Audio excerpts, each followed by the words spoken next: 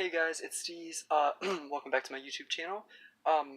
This video is actually one that I didn't even have to plan because, like I always say, that whenever it comes to residue or any sort of residual proof from what I like to call my birth earth, or I guess you could refer to it as the reality that I find the most peace within, and the one that I feel that feels the most like home to me. But so I'm just I'm sitting here watching the Lucy show, and I have the complete the complete first season, and I've seen all the episodes, a handful of times, but not since my awakening. So I just happened to randomly, excuse me, I randomly decided to just put in the Lucy Show, season one, disc 4. That's it right here. And if you guys want to look up the episode afterwards, to see if this residue exists for you in your reality, then you should definitely do so. It's always worth proving to yourself as well. But right here, I can take the DVD part out. But disc 4, it was the episode is Lucy and Viv take up chemistry, and it's right here. You guys should be able to see that somewhat. But yeah, so in the episode, it's a hilarious episode. It's a great first season of any series, actually, and for it to have come out in 1963, it really stands the test of time. But so in this scene, where the residue comes into play, okay, so Lucy and Viv take a chemistry course at like a local college, that's like somewhere. I think they live in on the outskirts of New York, possibly in a suburb of New York, on the Lucy show. That was like an afterthought of I Love Lucy, and it was after Lucy and Desi split, as far as I remember and as far as I'm concerned, in this reality at least.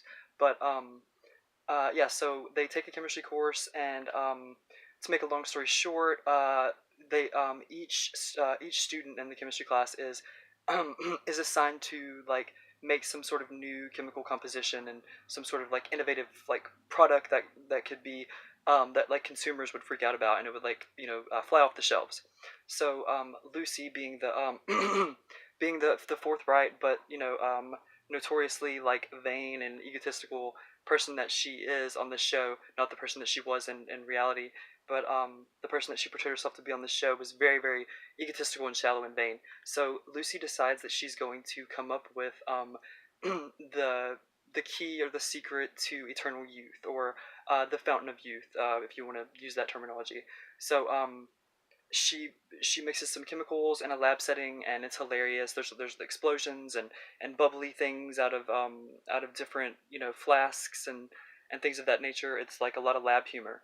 But so she finally comes up with the concoction, and she ends up drinking it because they have to they each of the students in the class, in the chemistry class, has to like has to ingest whatever whatever product they're attempting to make or bring to the consumer's shelves. So she drinks it, and within a few seconds she faints, and Viv and the chemistry teacher have to assist her to like a couch in the next room. And so Viv and the chemistry teacher have like a discussion, and she's like, okay, so what did Lucy like really just drink? And he's like, to be honest with you, like it's like a lot of like Tylenol, and like it's a bunch of downers and like a couple of sedatives, and she's probably just gonna sleep it off. So Viv, being the prankster that she always has been, even whenever she played Ethel on I Love Lucy, decides that she's going to trick Lucy and make her think that her plan to discover the eternal fountain of youth backfired. And so while she's passed out from the sedatives that she created in the chemistry lab, um, Viv gets some makeup and prosthetics and stuff, like theater makeup from the theater department at the college where they're taking the chemistry class, and she makes Lucy look like a ragged old witch woman, is the best way to put it. She's got like a one bushy eyebrow and like dark mangly hair and like a huge nose and a huge chin.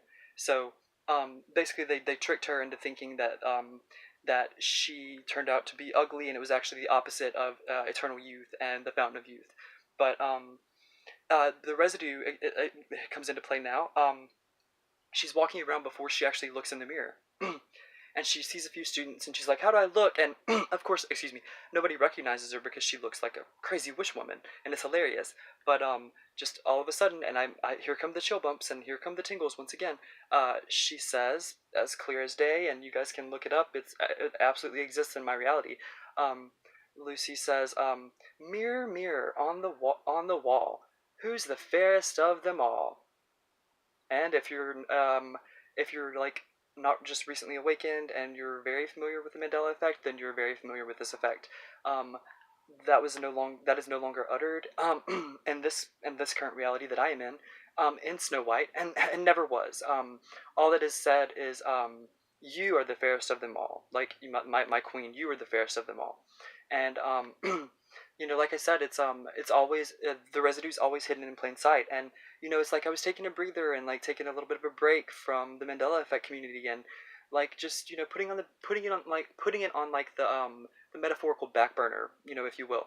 And what do you know? Out of left field, here it comes, right in my face, hidden in plain sight, when I least expect it. Like that's when the residue happens.